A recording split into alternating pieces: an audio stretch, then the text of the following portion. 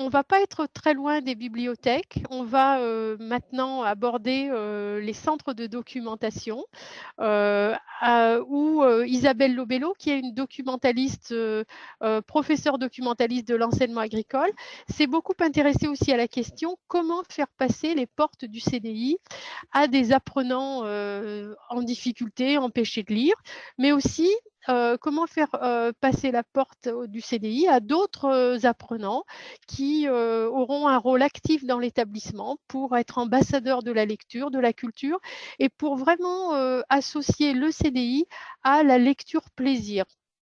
Donc je vais laisser, Daniel Girard lancer la vidéo, d'Isabelle Lobello. Bonjour, je vous remercie de votre présence pour cette première nuit des 10. Je remercie plus particulièrement la Fédération des 10 et Booking pour son invitation. Je suis Isabelle Lobello, professeure documentaliste dans l'enseignement agricole et avec la particularité de faire des cours en information documentation dans le secondaire et de gérer le centre de documentation et d'information, le CDI.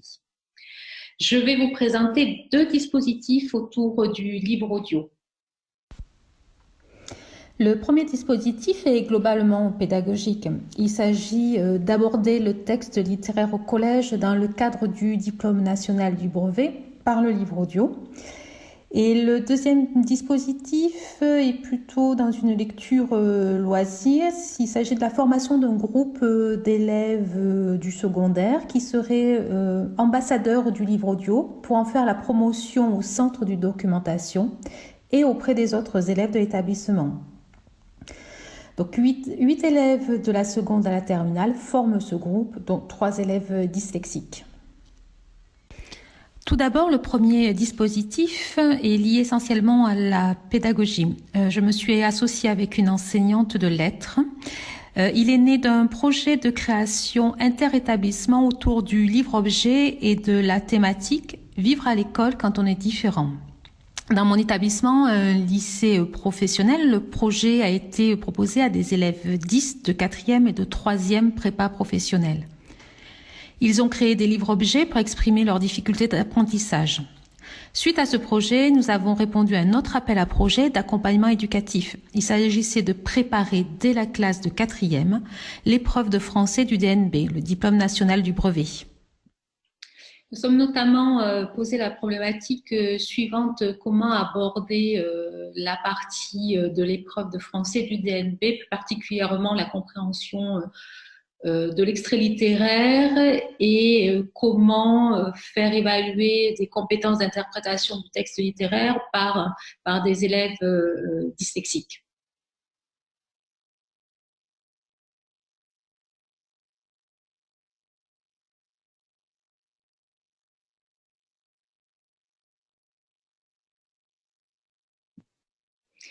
Il s'agissait aussi de travailler sur l'affluence en lecture d'après les travaux du laboratoire de connaissances de Grenoble, qui propose de faire des lectures à haute voix, répétées et régulières pour arriver à une progression dans la rapidité de lecture, dans le décodage, mais aussi dans la compréhension. Avec ma collègue enseignante de français, nous sommes partis d'un constat, bien sûr, de la difficulté de lecture de certains élèves. Et je vais vous proposer maintenant un court enregistrement d'un élève qui a participé au dispositif et qui est en train de lire un extrait de roman. Donc, on n'avait pas encore, c'était le début du dispositif, hein, on n'avait pas encore mis en place le projet. Elle m'a renvoyé à cause du sport. Il faut dire que je détestais le sport presque autant que l'école, pas tout à fait, mais presque. La mise en place de ce dispositif a permis de prendre en charge individuellement des adolescents lecteurs empêchés. Il a fallu dans un premier temps insister en leur disant qu'on n'allait pas commencer par la lecture d'un extrait de roman, mais bien par l'écoute d'un extrait de roman. Essayer aussi d'échanger avec eux sur le fait de nous dire je n'aime pas lire et je n'arrive pas à lire. Est-ce qu'il faisait la différence? Est-ce que je n'aime pas lire parce que l'activité lecture ne me plaît pas, ou je n'aime pas lire parce que je n'arrive pas à lire? Voilà, donc on a essayé d'échanger avec eux sur leur mode de fonctionnement par rapport à l'activité lecture. Leur faire comprendre qu'on avait travaillé des textes qu'ils auront préalablement entendus à partir de livres audio, leur faire répéter une petite partie du texte et chronométrer leur lecture, et essayer d'évaluer d'une séance sur l'autre leur rapidité, les erreurs qui seront éliminées petit à petit, et surtout la compréhension du texte. En fait, il s'agissait de s'approprier ce dispositif sur 3 modes. Le mode écoute, pour découvrir le roman, et plus particulièrement le roman jeunesse à travers le livre audio. Privilégier un lieu commun comme terrain d'échange, de partage et de rencontre. Là, c'était le centre de documentation et d'information. Et disposer aussi de choix et de stratégies dans le but de les amener vers une lecture réussie et intéressante, qui renvoie à l'être, qui renvoie à l'estime de soi, qui va engager à la fois des savoirs sur la langue, sur les écrits, mais également sur un travail de sens. Le deuxième point, c'était de travailler l'oral, faire parler l'élève de sa lecture. Quel est le sujet du livre? Quels sont les personnages, leur rôle, où se passe l'histoire? Donnez vos impressions. Travailler des questions à l'oral telles qu'on les retrouve à l'écrit dans l'épreuve du DNB de français. Et le troisième point était la lecture. Donc, préparer la lecture par une mise en condition permettant de construire les attentes, expliciter ces attentes, prendre le temps de l'élève aussi, d'être face à l'extrait, de respirer, de souffler, de proposer une délimitation de la tâche de lecture par fractionnement, ne pas dire là on va lire une page, on va lire quelques lignes. Accepter et utiliser la lecture subvocalisée, soit avec le doigt, soit avec un cadre. Et aider aussi à comprendre les mécanismes cognitifs par un temps d'échange. Qu'est-ce qui se passe? Comment je peux l'exprimer après la lecture? Il a été accordé 60 heures au dispositif, 2 séances par semaine avec 4 élèves. Les séances se déroulaient au centre de documentation et d'information du lycée professionnel. Les livres audio étaient choisis par les élèves, ils n'ont pas été imposés. Par contre, l'enseignante de lettres a décidé d'étudier ensuite le roman choisi en classe entière de 4e prépa pro. Le premier roman qui a été choisi, il s'agissait de 35 kilos d'espoir d'Anna Gavalda, lu par Laurent Deutsch. Il a été choisi notamment pour la voix de Laurent Deutsch, qui a mis voilà, tout son enthousiasme de comédien pour la lecture de ce roman. Et ensuite, un des arguments aussi de la part des élèves, c'était la première phrase du roman, « Je hais l'école ». Les séances se découpaient ainsi. Il y avait une écoute de 10 minutes d'un extrait du roman audio. Donc, l'écoute se faisait de manière individuelle avec casque audio. Donc, les élèves pouvaient arrêter, reprendre. Voilà, chacun à son rythme. Il y avait ensuite un oral soit individuel, soit par groupe. Cela dépendait des séances. sous forme de questions, d'échanges et de partage. Il s'agissait de reprendre les questions telles qu'on peut les retrouver dans une épreuve de français du DNB et de lever tous les obstacles à la compréhension, repérer la chronologie, les éléments clés du récit, repérer les personnages et faire part de ses impressions. Et ensuite, c'était un temps individuel pour éviter toute émission, donc une lecture de 5 minutes. Et c'était une lecture d'un passage de l'extrait écouté. On ne lisait jamais, les élèves ne lisaient jamais l'extrait écouté dans sa totalité. Donc 5 minutes par élève et ensuite individuellement 5 minutes de bilan pour valoriser la réussite, la progression et un travail sur l'estime de soi. Pour mieux comprendre ce travail, je vous propose un court extrait d'une séance et aussi un extrait d'échange avec un élève. On va prendre la lecture. Donc pour la lecture, il faut que tu saisisses le livre. On va essayer de lire un peu plus longtemps. D'accord? Tu lis à peu près 1 minute. On va essayer de lire 1 minute et demie. Attends, moi je suis pas faite. Donc voilà, tu essaies de tenir ton livre bien droit. Si tu as besoin de suivre avec le doigt, tu le fais. Ok? C'est comme tu veux, Mathieu. Je vais me regarder, ça fait bien.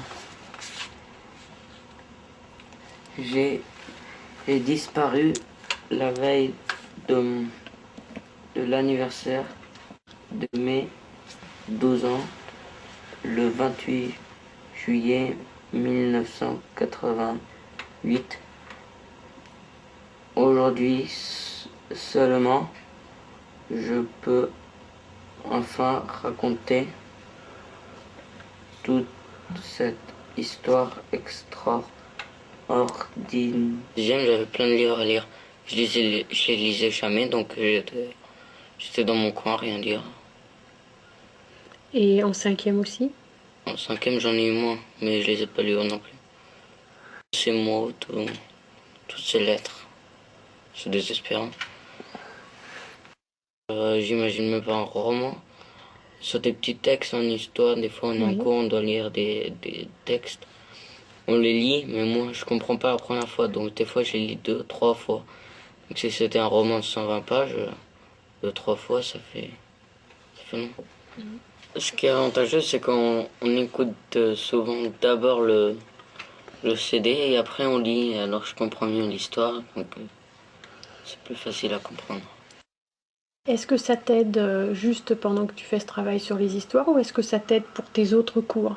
Par exemple, quand les profs te donnent des consignes que tu dois lire? Ça, pas trop, mais ça m'aide parce qu'on a étudié le livre 35 kilos d'espoir. Ouais. Bon, pour la vérité, je l'ai pas lu du tout. Je l'ai écouté. Parce que dès qu'on a commencé à faire le livre audio, Madame Lobello nous l'a passé sur clé USB. Donc moi, je l'avais pris sur l'ordi portable du lycée. Et je l'écoute comme ça, quand je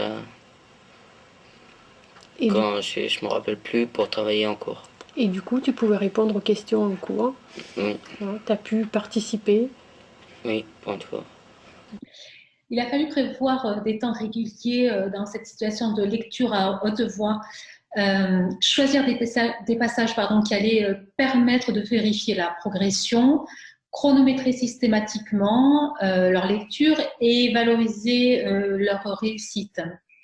Il y a tout un travail sur l'estime de soi qui est fondamental dans les apprentissages. Il s'agissait d'accéder à la lecture à travers le livre audio. Avec le livre audio, il n'y a pas de rupture entre le décodage, la lecture et la compréhension. Avec le livre, au début, c'était soit la lecture, soit la compréhension, mais ce n'était pas les deux.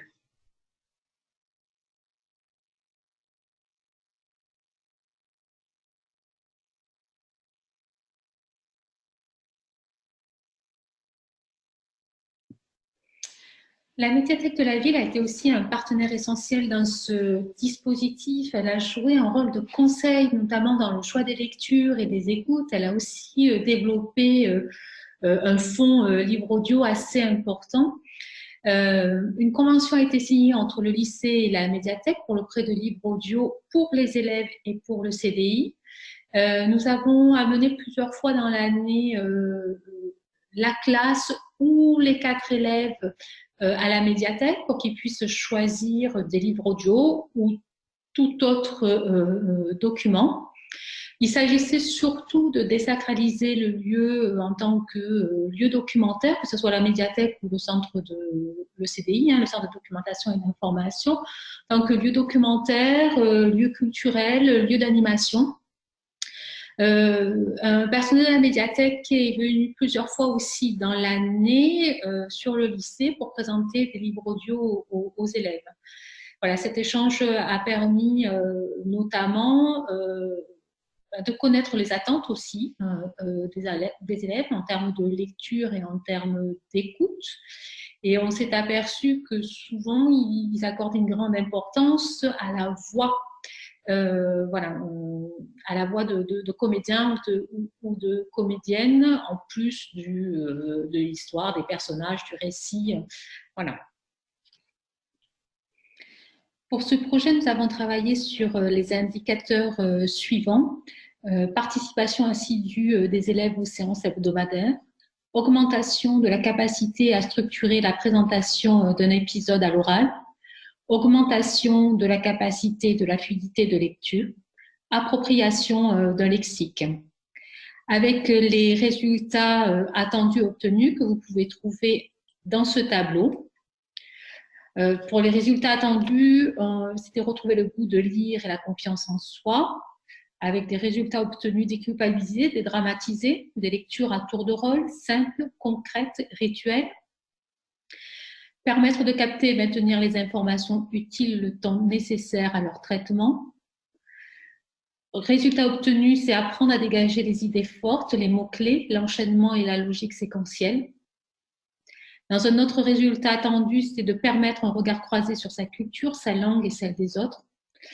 Résultat obtenu et qui est important, c'est restaurer l'image de soi à travers différentes situations. Un autre résultat attendu, c'est lire avec une certaine fluidité. Et les résultats obtenus, c'est une lecture plus fluide, sans saccade ni régression. Voilà, c'est la fin de ce premier projet. Je vais vous présenter maintenant le deuxième dispositif, qui est toujours sur le livre audio. On change d'établissement. Il s'agit d'un lycée qui accueille des élèves de seconde, première et terminale et des étudiants de BTS et de classes préparatoires. C'est un projet en fait qui intègre une recherche-action inter-établissement autour de l'accessibilité du support. Il s'agit de proposer des livres audio en pré au CDI et de constituer un groupe d'élèves seconde, première et terminale qui seraient des ambassadeurs du livre audio. C'est un projet qui est en cours, qui est actuel. L'objectif de ce dispositif est dans un premier temps de diversifier les supports au sein du centre de documentation, mais aussi de permettre l'accessibilité de ce lieu comme un environnement capacitant, c'est-à-dire un environnement qui doit susciter l'envie d'apprendre, qui permet la possibilité d'exercer ses compétences et d'en acquérir de nouvelles. Ce dispositif s'adresse à tous les élèves du secondaire, de la première à la terminale. Il s'agit de former un groupe avec des référents livres audio qui ferait la promotion du livre audio au sein du centre de documentation et aussi hors les murs du centre de documentation. Ce groupe aussi a la responsabilité d'aménager un espace d'écoute au centre de documentation. Il serait force de proposition à la fois en termes d'acquisition de livres audio, mais aussi en termes d'aménagement de l'espace. Comment on aménage un espace pour l'écoute? Est-ce que j'ai le livre audio associé à sa version livre papier? Comment j'écoute? Avec qui j'écoute? Est-ce que j'écoute une œuvre intégrale dans le cadre d'un travail? Est-ce que je suis dans une lecture plaisir? Est-ce que j'ai un lieu, un espace aussi pour échanger, pour donner mes avis sur l'écoute, sur ma lecture? Voilà, il y a une réflexion à la fois autour de l'acquisition du livre audio, mais aussi une réflexion sur l'aménagement d'un espace d'écoute au sein du centre de documentation.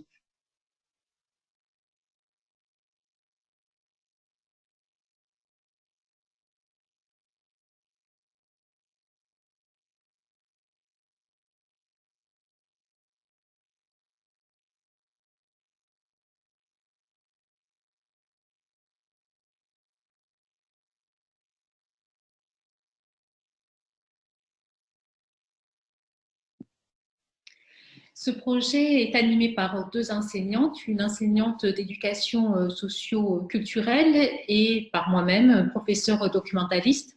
Dans un premier temps, avec l'accord des professeurs principaux, mais aussi avec leur relais, nous avons informé toutes les classes pour une mise à disposition de livres audio au CDI qui seraient choisis par les élèves. Nous avons présenté l'intérêt des livres audio pour la lecture et l'étude d'une œuvre intégrale notamment. Et nous avons fait une proposition d'une date de commission de choix de livres audio.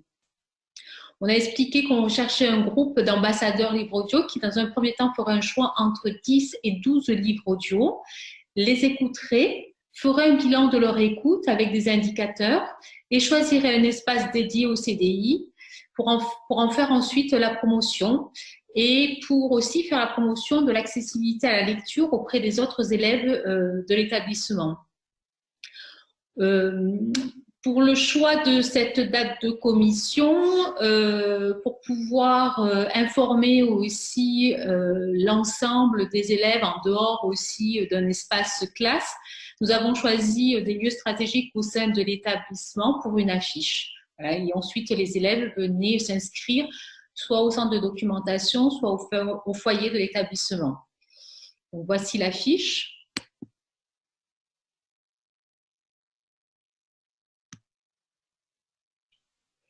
Le deuxième temps de ce dispositif était donc la commission choix des livres audio. 8 filles se sont présentées, ont formé ce groupe d'ambassadeurs, 2 élèves de terminale et 6 élèves de seconde, dont 3 élèves 10. Le moment choisi a été un moment repas entre 12h et 13h30, un moment de pause, un moment de détente, mais aussi un moment de convivialité autour d'une salade, pizza, fruits, bonbons et gâteaux. Les élèves ont décidé de se mettre en binôme pour écouter des extraits de livres audio. Ils se sont connectés au site de l'éditeur Audiolib. Ils ont échangé, ils ont fait un choix, d'abord en binôme et ensuite ce choix s'est fait par groupe. Ils ont argumenté pourquoi tel ouvrage, pourquoi telle écoute, l'importance de la voix, l'importance de l'histoire, mais aussi est-ce qu'ils avaient déjà lu la version papier. Mais ils ont retenu aussi comme critère, pas simplement leurs envies, leurs besoins, mais ils ont essayé de voir un peu plus large, c'est-à-dire que liraient les autres élèves de l'établissement? Qu'est-ce qu'on pourrait leur proposer en tant qu'ambassadeurs? Qu'est-ce qui pourrait plaire, sachant que dans ce groupe, il n'y avait que des filles? Que liraient aussi les garçons? Voilà, de ne pas faire du livre audio une lecture ou une écoute genrée. Il y avait la possibilité d'acquérir 10 à 12 livres. Le groupe a fait le choix d'acquérir seulement 7 livres.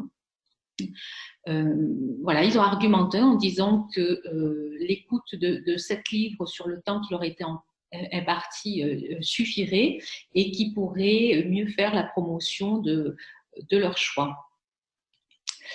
Donc voici voilà quelques photos. Hein. On était dans une salle avec ordinateur, mais le moment, voilà, je préfère insister, c'était vraiment un moment aussi d'échange et de convivialité. C'était pas un moment classe façon cours. Pendant ce temps d'échange, j'ai pu leur poser quelques questions. Donc, je vais vous proposer maintenant 3 témoignages. Le premier témoignage, voilà, ce sont deux lectrices, je ne dirais, ce ne sont pas des lectrices empêchées. Et le troisième témoignage, je vous proposerai celui de Marie, et je vous expliquerai voilà, pourquoi elle a souhaité témoigner. Donc, je vous propose un premier témoignage. Vous avez choisi quel livre? Donc, on a choisi Hunger Games, Le Hobbit et 13 Reasons Why. D'accord. Pourquoi vous avez choisi ces livres? Déjà, moi, je connais les 2 premiers livres, donc Hobbit et Hunger Games. Et pour Hunger Games, moi je dirais toujours que le livre est mieux, donc j'aimerais bien que les gens lisent ce livre, ou écoutent plutôt dans ce cas-là le livre plutôt que voir le film, parce que le film c'est un fiasco. Pour être voilà. Et après le Hobbit, après c'est toi plutôt, parce que c'est long. Le Hobbit, j'ai essayé de le lire et je suis une très bonne lectrice normalement. Et j'ai eu énormément de mal à le lire. D'ailleurs, j'y suis pas arrivée. Et c'est quand même un grand classique. Et donc, j'aimerais quand même découvrir l'histoire. Et du coup, pourquoi pas passer par un livre audio. Maintenant, je vais vous présenter le témoignage de Marie, élève de seconde, dyslexique, dysorthographique, qui a un PPS, un projet personnalisé de scolarisation, qui a eu une AVS mutualisée en cours de français. Voilà. Marie tenait vraiment à faire partie de ce groupe d'ambassadrices. Elle a voulu faire part de ses impressions, mais pas le jour même de la commission. C'est-à-dire que pour être au plus près de ce qu'elle ressentait, elle m'a demandé si elle pouvait préparer ses réponses et revenir au centre de documentation pour que je puisse l'enregistrer. Et donc, elle avait appris par cœur sa réponse, d'où cet effet récité voilà, quand on l'écoute. Mais c'était important pour elle, en tout cas, de s'exprimer et de faire part de son ressenti. Donc voilà, maintenant, je vous propose le témoignage de Marie.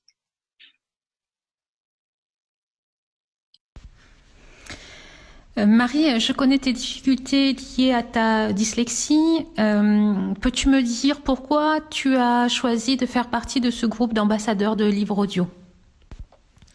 Je peux moi aussi pouvoir parler de mes lectures. En fait, je ne peux pas lire un livre en entier, c'est trop difficile pour moi. Et quand j'écoute, je ne lis pas, mais je comprends. Le choix de la voix est aussi important. En fait, avec le livre audio, je peux commencer à lire le livre, le continuer en l'écoutant, puis le reprendre la lecture. En fait, c'est mieux comme ça, car je peux moi aussi échanger mes avis avec les autres filles de la classe. Comme je l'ai dit précédemment, ce projet rentre dans le cadre d'une action recherche entre enseignants d'établissements de l'enseignement agricole, des enseignants-chercheurs et différents partenaires. Il s'inscrit dans le réseau d'ELEA, réseau des lieux d'éducation associés à l'IFE, Institut français d'éducation, et il est porté par l'ENSFEA, École nationale supérieure de formation de l'enseignement agricole. Le projet a débuté en septembre 2019 pour une durée de 3 ans. Nous avons commencé à travailler sur un certain nombre d'indicateurs pour le dispositif Libre Audio, sachant que le groupe actuel d'ambassadrices peut évoluer, il peut devenir un groupe ambassadeur-ambassadrice, il peut avoir plus d'élèves qui s'inscrivent dans ce groupe, mais aussi des élèves qui décident de quitter le groupe. Voici les premiers indicateurs sur lesquels nous travaillons. Critères du choix, sujet, voix, auteur, genre écouté, circonstances de l'écoute, maison, lycée, dans votre lit, en dehors de chez vous, dans les transports, les supports d'écoute, la fréquence d'écoute et le nombre de livres écoutés, et est-ce qu'il y a un suivi avec la version papier. Je vous remercie pour votre attention. J'espère vous avoir donné envie d'écouter du livre audio et ou de mener des projets autour du livre audio. Voilà, la vidéo se termine. Vous allez retrouver donc à la fin de cette vidéo les références qui m'ont permis de réaliser ce témoignage. Merci, au revoir.